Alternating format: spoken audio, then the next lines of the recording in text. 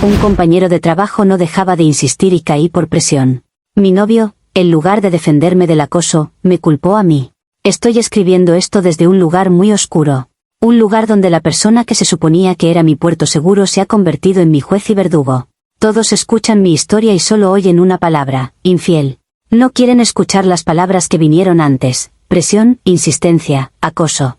No quieren entender que mi error no nació del deseo, sino del agotamiento. Y que el verdadero abandono no ocurrió en los brazos de otro hombre, sino en el silencio condenatorio de mi propia pareja.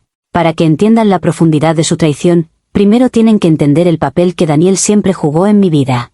Él era mi protector, mi caballero. Nos conocimos hace 3 años en un bar. Yo estaba con unas amigas y un tipo muy pesado no dejaba de insistir en comprarme una copa. Yo le decía que no, pero él no captaba la indirecta. Justo cuando la situación se estaba poniendo realmente incómoda, Daniel, que estaba sentado en la barra, se acercó con una calma increíble. Puso una mano en mi hombro y le dijo al tipo: ¿No has oído a la señorita? Creo que es hora de que vayas a buscar a otra persona a la que molestar. Lo dijo sin agresividad, pero con una autoridad que desarmó al tipo al instante. Esa noche, Daniel no solo consiguió mi número, se ganó mi confianza. Nuestra relación se construyó sobre esa base. Yo era un alma un poco caótica y ansiosa, él era mi centro de gravedad. Era ingeniero, un hombre de lógica y soluciones. Cuando yo me ahogaba en un mar de «y sí», él me lanzaba un salvavidas de pragmatismo. Me hacía sentir segura. Con él, el mundo era un lugar menos aterrador. Construimos una vida juntos que era mi santuario. Un apartamento acogedor, rutinas que me daban paz, y la certeza absoluta de que, pasara lo que pasara ahí fuera, al final del día yo volvería a casa y él estaría de mi lado. Él era mi defensor, mi equipo, la persona a la que podía contarle mis miedos más profundos sabiendo que no me juzgaría, sino que me ayudaría a encontrar una solución. Nuestro amor era un refugio a prueba de tormentas. La tormenta, sin embargo, empezó a gestarse hace unos 6 meses, cuando empecé en un nuevo trabajo. Era una gran oportunidad en una empresa de marketing de rápido crecimiento, pero el ambiente era intenso, muy competitivo, muy masculino. Me sentí como un pez fuera del agua, insegura y desesperada por encajar y demostrar mi valía. Daniel, como siempre, fue mi apoyo. Me escuchaba quejarme del estrés, me ayudaba a preparar mis presentaciones. «Tú puedes con esto y más, Clara. Eres la más inteligente de esa sala», me decía. Y yo le creía. Pero había algo en ese nuevo entorno que me hacía sentir increíblemente vulnerable. Estaba lejos de mi zona de confort, luchando por encontrar mi lugar. Y fue en esa vulnerabilidad, en esa necesidad de aprobación, donde apareció Iván. Y con él, un tipo de atención que al principio confundí con amabilidad, pero que pronto se reveló como una forma persistente y agotadora de asedio. Iván era uno de los gerentes de cuentas senior de mi equipo. Al principio, su atención parecía una bendición. Era carismático, respetado en la oficina, y se ofreció a ser mi mentor no oficial para ayudarme a navegar el ambiente competitivo de la empresa. «Esta jungla puede comerte viva si no tienes a alguien en tu esquina», me dijo con una sonrisa cómplice durante mi primera semana. Me sentí agradecida, aliviada. Pero la tutoría profesional se desvió rápidamente hacia un territorio personal. Los cumplidos sobre mi trabajo, esa idea fue brillante, Clara, se mezclaban con comentarios sobre mi apariencia: «Ese color te siente increíble». Las reuniones de trabajo en su despacho se alargaban más de lo necesario, con él haciendo preguntas sobre mi vida, mi fin de semana, mi novio. Su insistencia era un goteo constante, una forma de acoso de baja intensidad que es casi imposible de denunciar sin parecer una exagerada. Me escribía por el chat del trabajo fuera del horario laboral, siempre con la excusa de una idea de último momento. Me traía cafés a mi escritorio, un gesto que parecía amable pero que me obligaba a una conversación que no siempre quería tener. Creó una dinámica en la que yo le debía gratitud, lo que me dificultaba poner límites. Al principio, le hablé a Daniel sobre él. «Hay un compañero, Iván, que es un poco intenso, pero me está ayudando mucho», le dije. La primera vez que le mencioné que Iván me resultaba un poco agobiante, la respuesta de Daniel fue la de un hombre de soluciones, un caballero listo para desenvainar la espada. «Pues dile que pare», me dijo con simpleza. «Dile que tienes novio y que no te interesa. Si sigue, habla con recursos humanos. No tienes por qué aguantar eso». Pero para mí no era tan simple. Yo era la nueva. Iván era popular y tenía poder en la oficina. ¿Y si me quejaba y me tachaban de «difícil»? ¿Y si arruinaba mi carrera antes de empezarla? Le intenté explicar esto a Daniel, la complejidad, el miedo. Pero él no lo entendía. «El acoso es acoso, Clara. No hay complejidad. Un no es un no», sentenció. Su incapacidad para ver los matices de mi situación me hizo sentir increíblemente sola. Sentí que no me entendía, que minimizaba mi miedo. Así que dejé de contarle. Empecé a manejarlo yo sola. Y, manejarlo, significaba ceder un poco para evitar un conflicto mayor. Comenzó mi doble vida. La vida que le contaba a Daniel era la de una empleada estresada pero competente. La vida real era la de una mujer que pasaba sus días sorteando la atención no deseada de un superior. Empecé a mentir por omisión. No le conté lo del almuerzo al que Iván prácticamente me obligó a ir, para discutir estrategias, y que se sintió más como una cita. No le conté de la vez que me rozó la espalda al pasar, un contacto que duró demasiado. Me justificaba a mí misma diciéndome que era una estrategia de supervivencia profesional. Estaba protegiendo mi trabajo. No estaba coqueteando, estaba apaciguando. No estaba fomentando su interés, estaba gestionando un riesgo. Cada sonrisa forzada, cada conversación que no cortaba, se sentía como una pequeña derrota, una pequeña concesión de terreno. Iván se envalentonaba con cada límite que yo no ponía. Su insistencia se volvió más audaz. Deberíamos ir a tomar una copa de verdad después del trabajo un día, sin todo el equipo, empezó a sugerir. Yo siempre encontraba una excusa, pero cada no era más difícil que el anterior. Me sentía agotada. Era una batalla de desgaste que se libraba cada día, y yo sentía que estaba perdiendo. No estaba siendo tentada por el deseo, estaba siendo aplastada por la presión. Y el hombre que se suponía que debía estar en mi esquina no entendía la guerra que estaba librando. La capitulación final no fue un momento de pasión arrebatada. Fue un suspiro de agotamiento. Fue el resultado de meses de una guerra de trinchera psicológica que me había dejado sin defensas. Todo culminó durante un viaje de trabajo de 2 días a otra ciudad para una conferencia. Yo, Iván y otros 2 compañeros de equipo. Desde el momento en que subimos al avión, su atención sobre mí se intensificó. Lejos de la oficina, parecía sentir que las reglas eran diferentes. Se sentó a mi lado, su rodilla, accidentalmente, rozando la mía. En la cena de equipo, dirigía cada pregunta hacia mí, ignorando a los demás. Sentí las miradas de mis otros compañeros, y la vergüenza me quemaba por dentro. Daniel y yo habíamos hablado esa mañana. Le conté que estaba nerviosa por el viaje. Va a estar Iván, le dije, intentando transmitir mi ansiedad. Pues, ignóralo. Céntrate en tu trabajo. Eres una profesional, fue su consejo pragmático, que sonó en mis oídos como una minimización de mi estrés. La primera noche, después de la cena, el resto del equipo se retiró a sus habitaciones. Yo también intenté hacerlo, pero Iván me interceptó en el pasillo del hotel. No te vayas todavía, dijo, su voz más baja de lo normal. Tomemos una última copa en el bar del hotel, para celebrar el éxito del primer día. Dije que no. Estoy muy cansada, Iván. Prefiero irme a dormir. Pero él no aceptó la negativa. Se acercó un poco más, invadiendo mi espacio personal. Vamos, Clara. Es solo una copa. No seas aburrida. Además, tenemos que hablar de la estrategia para mañana. Usó el trabajo como excusa, como siempre. Me sentía acorralada. Montar una escena en el pasillo del hotel parecía una opción mucho peor que simplemente ceder y tomar esa maldita copa. En el bar, la conversación fue un monólogo de su parte.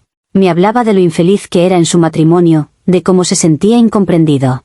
Era el manual del depredador, capítulo 1. Yo solo asentía, deseando que el tiempo pasara más rápido. Y entonces, puso su mano sobre la mía en la barra. Tú sí me entiendes, Clara. Veo la forma en que me miras. Hay una conexión entre nosotros. Era una completa invención, una fantasía que él había construido en su cabeza.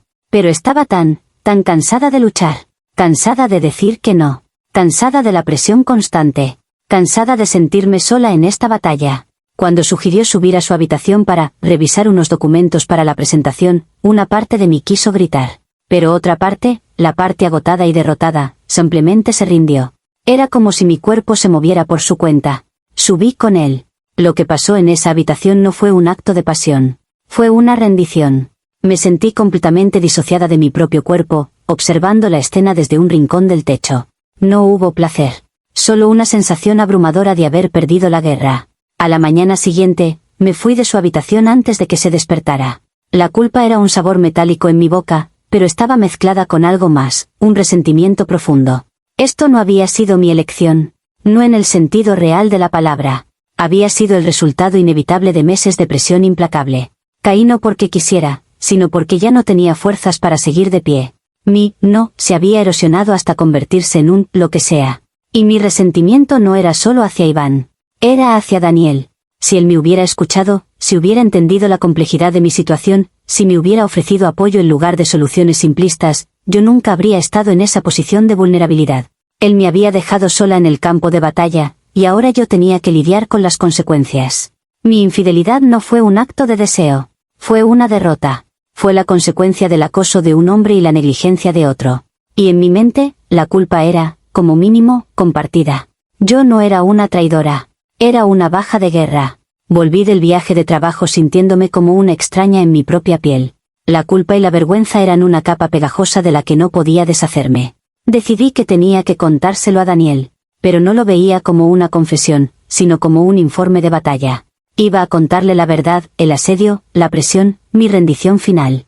Esperaba, estúpidamente, que mi relato finalmente le hiciera entender la guerra que yo había estado librando. Esperaba que su instinto de protector se activara, que su ira se dirigiera hacia Iván, el verdadero culpable. Lo esperé en casa esa noche. Cuando llegó, le pedí que se sentara. Con la voz temblorosa, le conté toda la historia, empezando por los primeros días de la insistencia de Iván y terminando en la habitación del hotel. No omití mi agotamiento, mi miedo, mi sensación de estar acorralada. Lloré mientras hablaba, no por la culpa de la infidelidad, sino por el recuerdo de la presión y la soledad. Caí por la presión, Daniel, concluí, mi voz rota. Él no me dejaba en paz, y yo ya no sabía cómo decir que no. Necesito tu ayuda. Necesito que me defiendas de él. Levanté la vista, esperando ver en su rostro la furia justa del caballero que había conocido. Esperando que dijera, vamos a denunciar a ese desgraciado. Pero lo que vi en su cara no fue eso. Vi una calma gélida que me aterrorizó. Escuchó mi historia no como un aliado, sino como un fiscal escuchando un testimonio. Se quedó en silencio durante un largo minuto, procesando. Y cuando finalmente habló, sus palabras no fueron un bálsamo, sino un cuchillo. ¿Así que te acostaste con él?, preguntó, su voz desprovista de toda emoción. No es tan simple, exclamé. ¿No has oído nada de lo que he dicho? Fue acoso. He oído que un tipo fue insistente. He oído que te sentiste presionada. Y he oído que, al final, te fuiste a la cama con él. ¿Me equivoco en algo? Su reduccionismo era brutal. Estaba ignorando todo el contexto, toda mi angustia. Lo estás simplificando todo. No entiendes la dinámica de poder en la oficina, el miedo. Lo que entiendo, Clara, dijo, su voz subiendo de tono por primera vez, es que durante meses me has estado ocultando la verdad. Entiendo que tenías opciones. Podrías haber hablado con recursos humanos, podrías haber sido más firme, podrías habérmelo contado todo para que te ayudara a buscar una solución. Pero no lo hiciste. Elegiste manejarlo con sonrisas y mentiras. ¿Por qué tú no me entendías? Minimizaste mi miedo, me defendí. ¿Y tu solución fue acostarte con él?, espetó. No tiene ningún sentido, Clara. Ninguno. ¿Cómo se supone que eso iba a solucionar el acoso? ¿Creías que después de eso te dejaría en paz? Me quedé sin palabras. Su lógica era implacable, pero se negaba a ver mi realidad emocional. Necesitaba que me defendieras de él, susurré, como un último intento. Y ahora necesito que me apoyes. Él se rió, una risa amarga y hueca. ¿Defenderte? ¿Defenderte de qué, exactamente? ¿Del hombre con el que te acostaste voluntariamente? Se puso de pie y empezó a caminar por la habitación. Todo este tiempo, yo he estado aquí, en casa, confiando en ti, creyendo que estabas construyendo tu carrera. Y tú estabas viviendo una doble vida, permitiendo que otro hombre cruzara todos los límites. Se detuvo y me miró, y su rostro, que siempre había sido mi refugio, era ahora el de un extraño. El problema aquí ya no es Iván. Él es un depredador y un imbécil. Y si me lo cruzo por la calle, créeme que tendremos una conversación, dijo, y por un segundo vi un destello del viejo Daniel. Pero el problema principal, Clara, eres tú. Tu falta de honestidad. Tu decisión de cruzar esa línea. No fue una decisión. Fue presión, grité, desesperada. Siempre hay una decisión, sentenció. Podrías haber llamado a mi puerta. Podrías haber montado una escena. Podrías haber hecho 1000 cosas. Pero elegiste la única que nos destrozaba a los dos. Me quedé allí, viendo cómo el hombre que una vez me había defendido de un extraño en un bar se negaba a defenderme ahora. No me veía como una víctima que necesitaba protección. Me veía como una traidora que merecía un juicio. Y en su mente, el veredicto ya estaba claro. No me culpaba por ser débil. Me culpaba, simple y llanamente, por haber cedido. La conversación no terminó con esa sentencia. Se convirtió en una noche de interrogatorio frío y metódico. Daniel, el ingeniero, el hombre de lógica, Quería todos los datos. ¿Cuándo empezó? ¿Cuántas veces almorzaste con él? ¿Qué tipo de cosas te decía? Cada pregunta era como si me estuviera arrancando una uña. Yo intentaba explicarle el contexto emocional, la atmósfera de presión, pero él solo estaba interesado en los hechos, en la cronología de mi traición. No hubo gritos ni platos rotos. Hubo algo mucho peor, la disección fría y sin anestesia de mi fracaso. Al final de la noche, yo estaba emocionalmente desangrada, y él estaba, decidido. No puedo seguir con esto, Clara, dijo, su voz tan calmada que parecía la de un médico dando un diagnóstico terminal. No puedo mirar tu cara sin imaginarte con él. Y no puedo confiar en una persona que, ante la presión, elige la deshonestidad y la traición como salida. Así que esto es todo, susurré. ¿Vas a tirar 3 años a la basura por un error que cometí bajo coacción? Tú tiraste 3 años a la basura, me corrigió. Y no fue por coacción. Fue por debilidad. Y yo no puedo vivir con alguien en quien no puedo confiar para que sea fuerte. Al día siguiente, empezó a separar nuestras vidas con una eficiencia que me heló el alma. Hizo una lista en una hoja de cálculo de cómo dividir nuestras cosas. Habló con el casero. Desmanteló nuestro hogar, nuestro santuario, como si fuera un proyecto de ingeniería que había salido mal. Me vi obligada a mudarme, a encontrar un lugar para mí. Tuve que enfrentarme a la humillación de contarles a nuestros amigos y a mi familia que habíamos roto. Y la versión de Daniel, la simple y brutal, Clara me fue infiel, fue la que prevaleció.